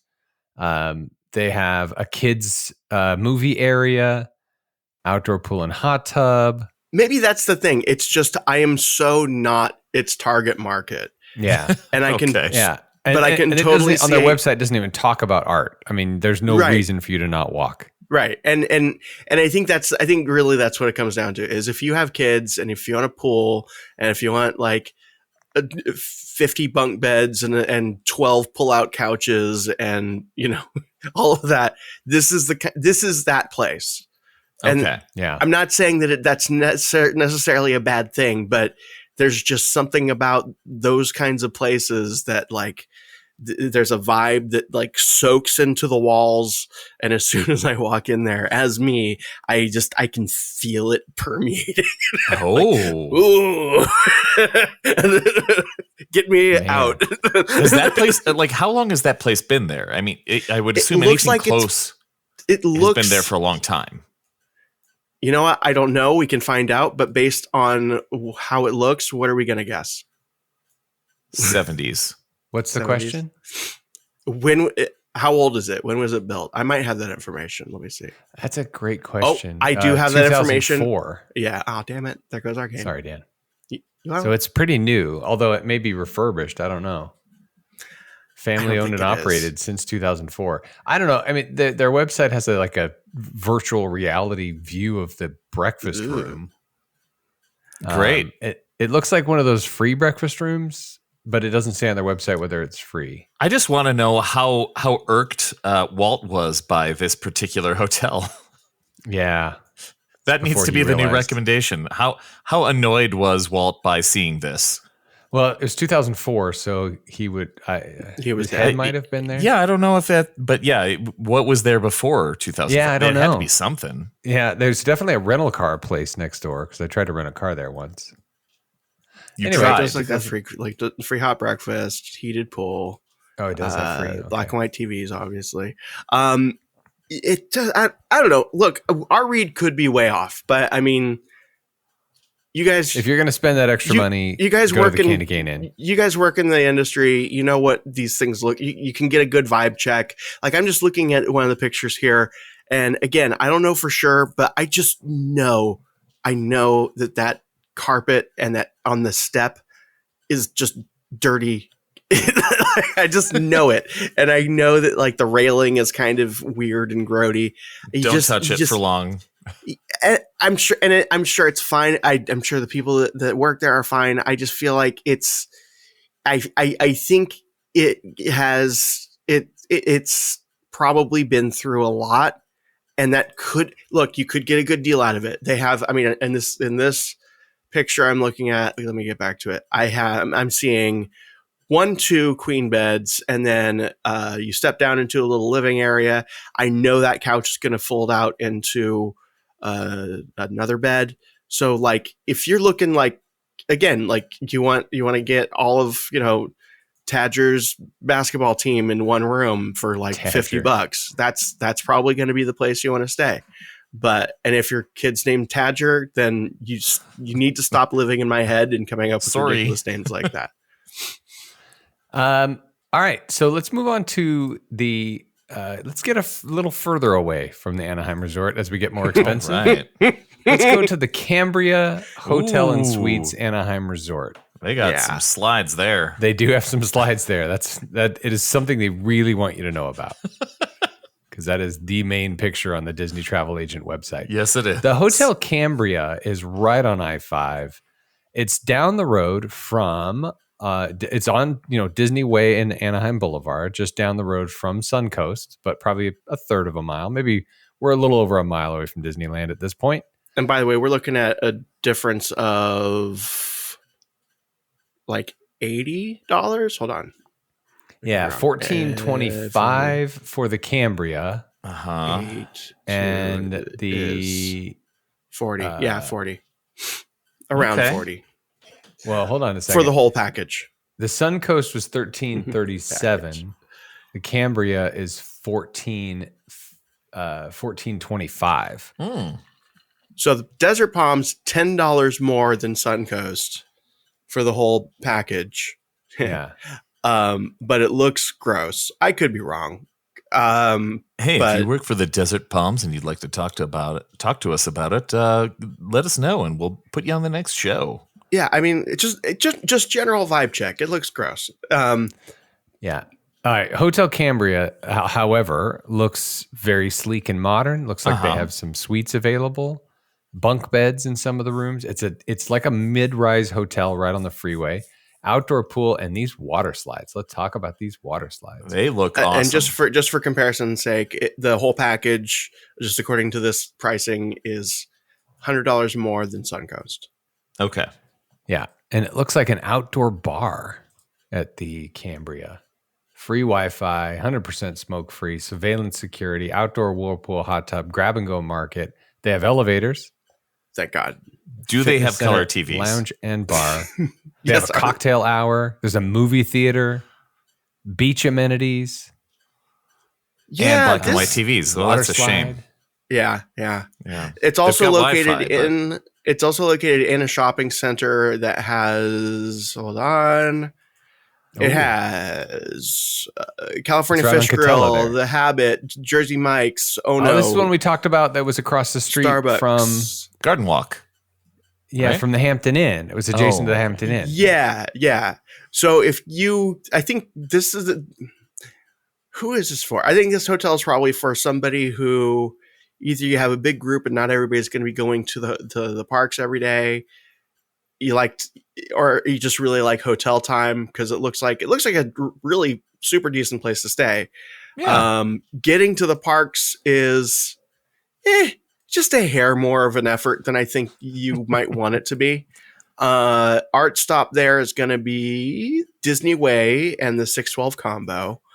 Dan, there's a Cheesecake Factory 0.0 miles away. What? Yeah. That's so their few website. miles. Yeah.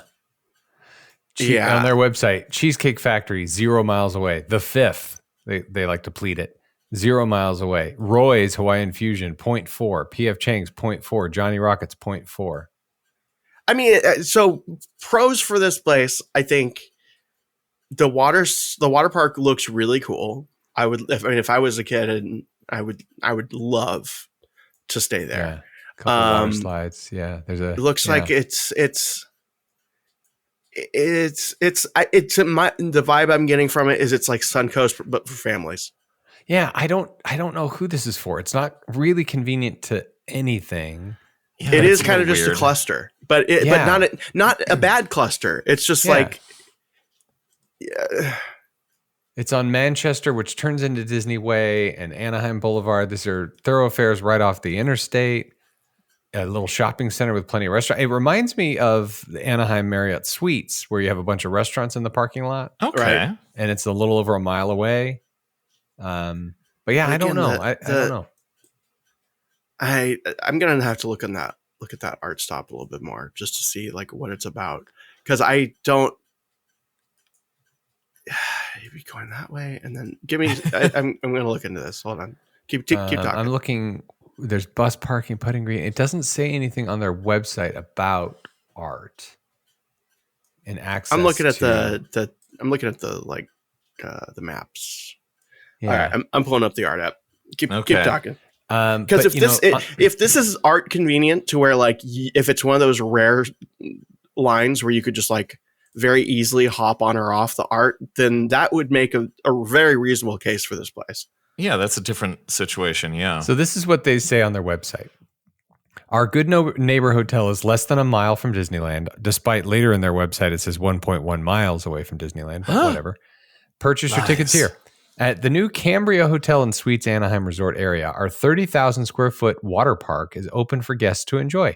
Stay with us to experience resort-style amenities and an abundance of on-site dining and entertainment options, including the water park attractions, an outdoor hot tub, a putting green, and an outdoor movie wall.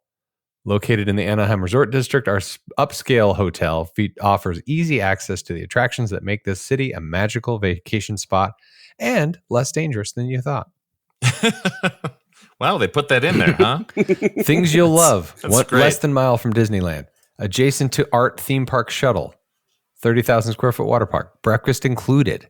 Premium family suites with kid-friendly bunk beds. 6 fast casual restaurants plus an indoor-outdoor bar. Oh, Art's not looking. I'm liking good this for place this one. all the time.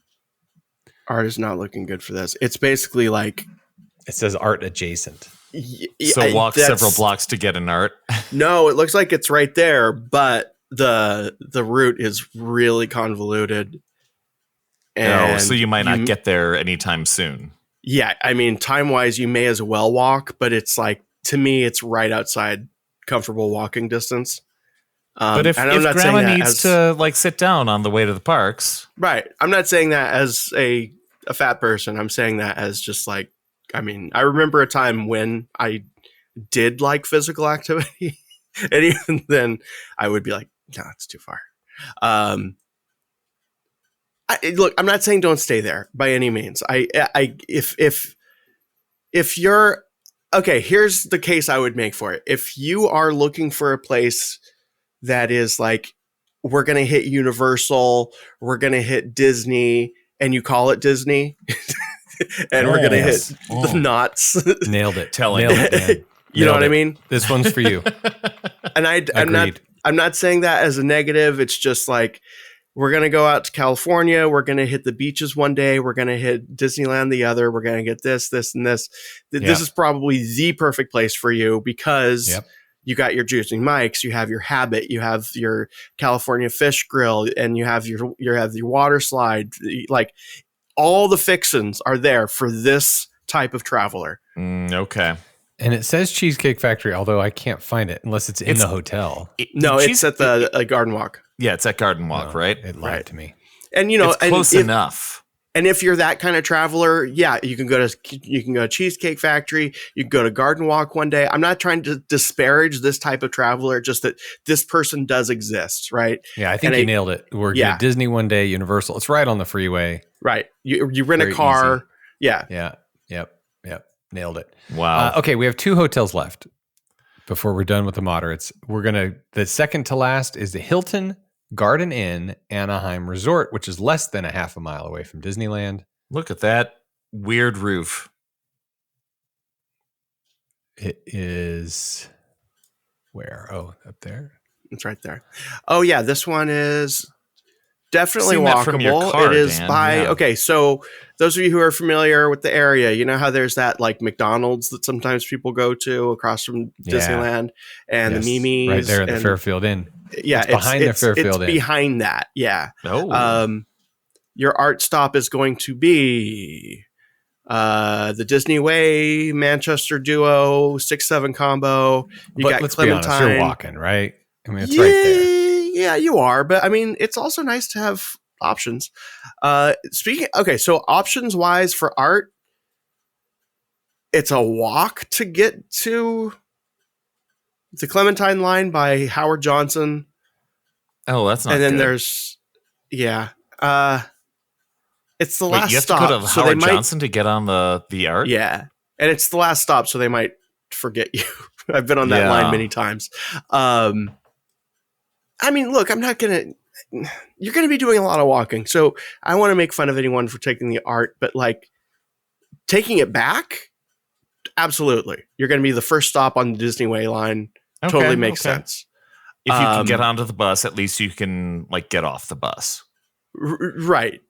Let's see. It's opened in 2021. This is a new hotel. Just off 5. This is Rest and Relax Steps from Disneyland.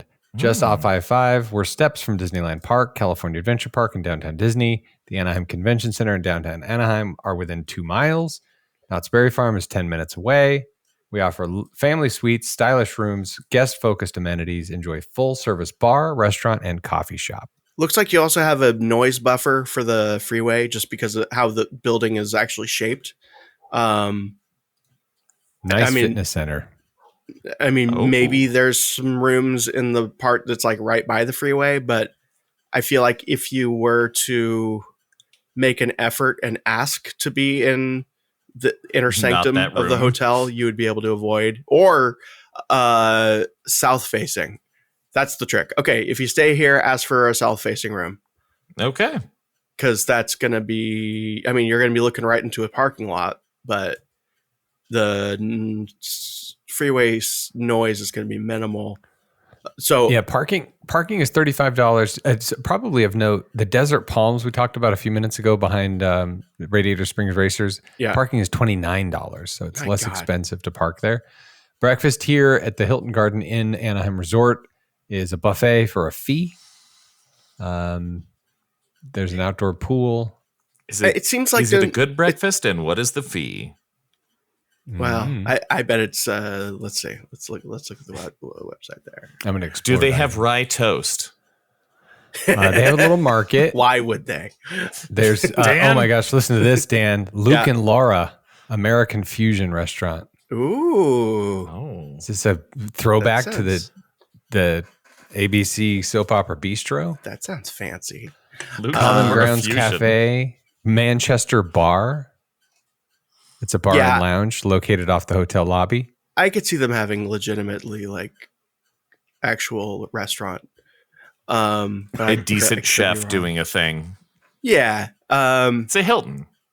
It's a Hilton. Yeah. It looks nice. I'm in kind of like making fun of it mode on some of these. It looks perfectly nice. They have Diet Dr. Pepper in the market. There you go. Sold. I guess my feeling is why stay? Let's see, 1453. The next one up is it's like $200 more. I can see why. Okay. It seems I don't know who would. It looks nice, but I don't. It's new. Who goes It's convenient. there? It's a Hilton. So if I'm a Hilton Honors member, I want to stay by Disneyland. I'm going to use my points. Yes, points. Yes. I'm going to get points. Yes. It's close. Hey, kids, we're staying at Disneyland. It's right new. there. Yeah. Yeah. Yeah. No, I get it. Things. Okay. That's who stays there. Yeah.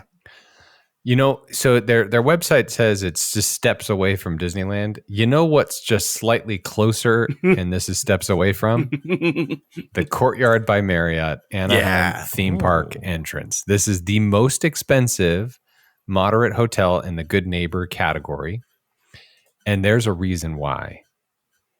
Not only do they have a water park, and this is a water park. Mm-hmm. It is. I mean, not like full on like water park, but it's got more of a water slides. Park than the Cambria. Oh yeah. Splash pad, etc. This hotel, every room in this hotel has two bathrooms. What? Every room sleeps up to 6 people. Oh wow. My goodness. I know this because I went there on a tour. Is across the street from Disneyland. Every room has 2 bathrooms. So the market here is definitely like family. Maybe even multiple family in one room. This is not an all-suite hotel, but every room sleeps 6 people. Oh. They have bunk beds, water park, 2 bathrooms. So while the price is higher, you're getting a lot for it, basically. That's right. It is very expensive, and that is the reason why. Now I toured the place, and they said every room, and so forgive me if I'm wrong, but that is what they said over and over again. And now I'm looking at it right now. Guest room, standard guest room, 2 queen beds, 2 bunk beds. Wow, that's sleep 6. Yeah, it's pretty impressive. So it looks like it's the market is like the same people. Basically, it's like the nicer version of the Desert Palms kind of approach. Yeah, this room has a view of the Matterhorn. This room has a view of the Matterhorn and the water park. They do, of course, have suites. They got outdoor heated pool, family owned and operated. I don't know. Oh, no, that's Desert Palm. Hold on. Wasn't it under a little bit of construction last time we were there? But they're like, that's good. Open like in they 2015. Were updating like the pool area. Catered families visiting Disneyland. Surfside water park with pools, on-site dining options, bistro and market, fitness center, arcade room, free Wi-Fi, probably black and white TVs because it doesn't say. So yeah, wow, okay. Guest reviews. Guests like that the rooms are spacious, family friendly water park. Hotels close proximity. I mean, it's not like across the street, but it's across. Let me rephrase this because you guys can be like obnoxious nerds sometimes. Wait, how obnoxious?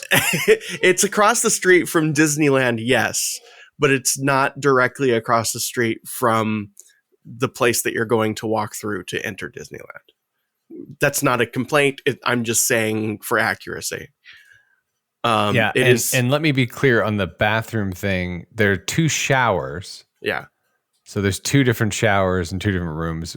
One of the showers has a toilet. One of the showers has 2 sinks. So it's kind of like, think of Disney Cruise Line. It's like that. Like there's a powder room bathroom and then there's a shower bathroom. Right. But this one has 2 showers. It's basically the same walk as the Fairfield plus a few feet. Let's see. Let's look at directions. How long will it take to walk? Disneyland Main Transportation Center. Walking 9 minutes. Swing by McDonald's on the way. Pretty close. Yep. You could, if you wanted to, get that, McDonald's breakfast on the way over, which is, I love it. But I mean, I have that every day at home, but why not? Yeah, Every why not? day, Eric. No, I don't. Once every other week. Okay, I like the steak, egg, and listeners. cheese bagel. That's all I'm saying. I'm a big fan of the I don't go sausage for the McMuffin. bagel. Sausage McMuffin. Love it. McMuffin, yeah. Yeah. So 9-minute walk. It doesn't feel long. It's half a mile. Did I say mile? 9 minute. 9-minute walk. Mimi's. You have to walk by Mimi's to get there. You get to walk by Mimi's. Get to walk by Mimi's. There's a Liberty X Bitcoin ATM somewhere close, according to Google Naturally. Maps. Panera. You go by Panera. Oh, Panera.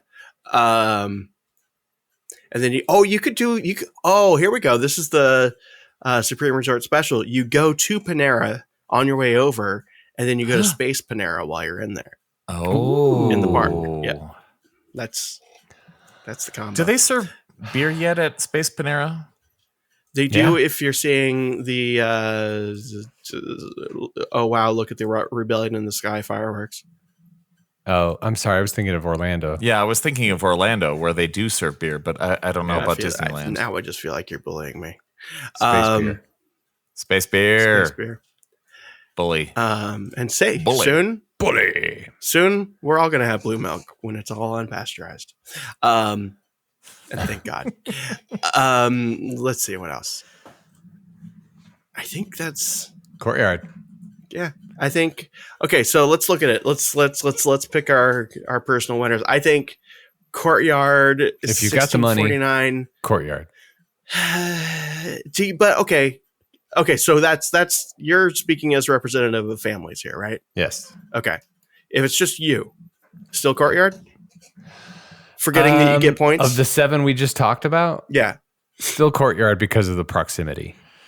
Okay. And I'm a Marriott loyalist. Right.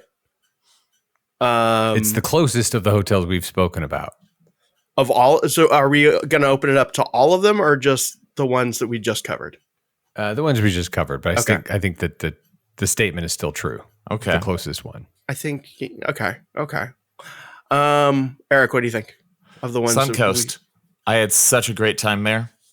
I really liked it. I like the Howard Johnson vibe if we're going back to other stuff, but yeah, I think for me, if it's between Courtyard and Howard Johnson, I would do Howard Johnson. Okay. Oh, interesting. Yeah. Just because the vibe. And did we talk about Howard Johnson already? Yeah, I was just thinking, like, wait, did we talk about it? Is it a deluxe? I think it might be a deluxe. Are we doing an unintentional cliffhanger? Oh, I think we're doing. I think we're doing. Howard Johnson was pretty great, but I feel like I would have had a lot to say. I am curious about Courtyard, and I would like to stay just to sort of get a feel for it because I'm just a hoarder like that. I bet it's a nice place. I feel like after the first day, I'd be like, it's really hard to walk through the halls here with all the children. I feel like I'm at Chuck E. Cheese. Yeah, probably. But then at that point, it's my fault for staying there. I think Suncoast is still my landing spot. I am curious about the Lulu. I feel like it could be my hunch is that I will enjoy some aspects of it, but it will feel like I would just be like, I'd rather be at the Anaheim Hotel, when I'm there. That's just my hunch. All right. Excuse me. All right. Well, there you go, ladies and gentlemen, boys and girls. That is the moderate hotels of Disneyland and Walt Disney World. Do you want to hear more depressing facts about Nuremberg defense and social murder? It was a action-packed episode where we talked about the good of humanity, the dregs of humanity. Yeah. And I made this episode so much longer by trying to avoid hotels, which we obviously had so much to say about. We would have been done so much faster. Yeah. Well, tune in next time where, I don't know, Tiki Room? Next question. A corporate board greenlights deepwater oil drilling despite warnings of catastrophic environmental risks. Nuremberg defense. Oh. Well, this would be the only answer is Nuremberg defense. You know what Nuremberg defense is, right? I was just doing my job. Doing my job, right? Orders. Yeah. Right. Yeah. Right. I got you. Okay, great. Well, on that note, I'm comparing them to Nazis, just so we're clear. Gotcha. Oh, okay. Sorry, my character previously That's right. was. I would never do such a thing. They are all capitalist heroes. Well, listener, thank you for listening again. I think this was a fun episode. Thank you. There's Parts good of in the it. world. Most of it returning my credit cards. Thank you to the Rohrback family for booking. Thank you, Julie, in advance for booking with Concierge. Thank you for letting us share your images and the Carnation story, Bob Gurr vehicle, etc. Mm-hmm. Thank you, Eric. Thank you, Dan. I want to say a preemptive thank you to the management of the Desert Palms Hotel for their calmly worded letter to me. Thanks for connecting with us. Dan at earsup-podcast.com. That's right. I don't check my email. All right. Jimmy at earsup-podcast.com. That's right. You know what? Send it to Jason. Send it to Jason at earsup-podcast.com. There you go. Ears Up in Depth. Bantha Milk, Star Wars.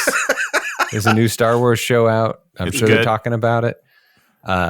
Is Captain EO in this? Yes, Captain EO is in there.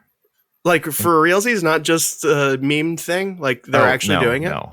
Oh, I thought you were asking like facetiously. No. In the new Star Wars show? I heard that no joke. I'm seeing things about like there are characters that are like that line up with Captain EO. Like Hooter? Like Fuzzball? Like Hooter and Fuzzball. And apparently there's a young potentially Captain EO in there. That'd be so cool. In episode 2, way out past the barrier, the skeleton crew cannibalized Fuzzball, Michael Jackson's sidekick from Disney Park 3D show Captain EO. Oh, man. Listen to Bantha Milk podcast to find out more about that. Yeah. While sure Rob has exploring the something to pirate say. port, KB, played by Kiriana Crater, stops to get a grizzly orange winged cat-like creature in a cage. Oh, no. That's Fuzzball from Captain EO.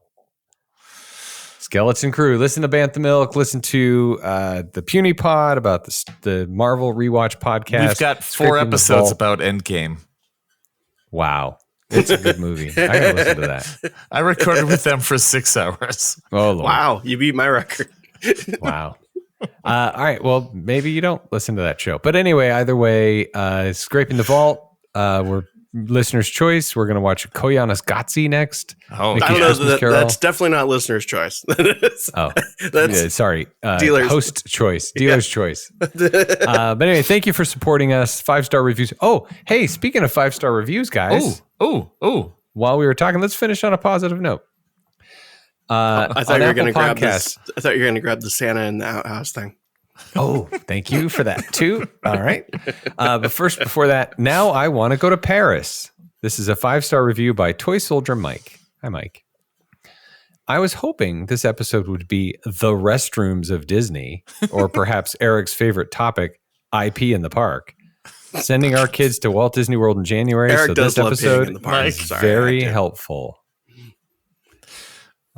There you go. 5 stars. Thank you, Toy Soldier Mike.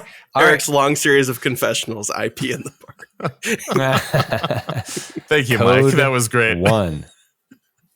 Happy holidays, everybody. I'm warning you, if someone doesn't get me a fresh roll soon, I'm going to use my good list.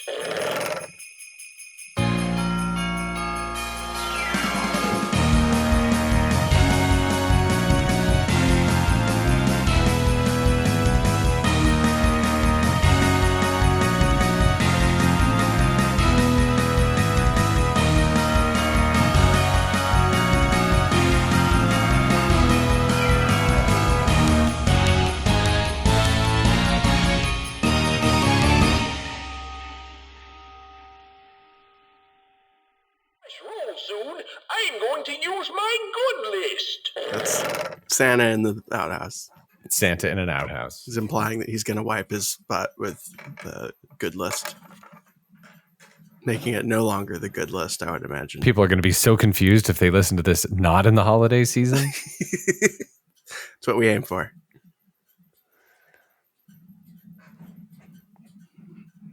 Oh, wait, I'm sorry. Jimmy, you said happy holidays. You're engaging in war on Christmas. Merry Christmas. Thank you. It's so good to be free. Good times. Ah, it's only 6:00. Holy crap! I'm hungry.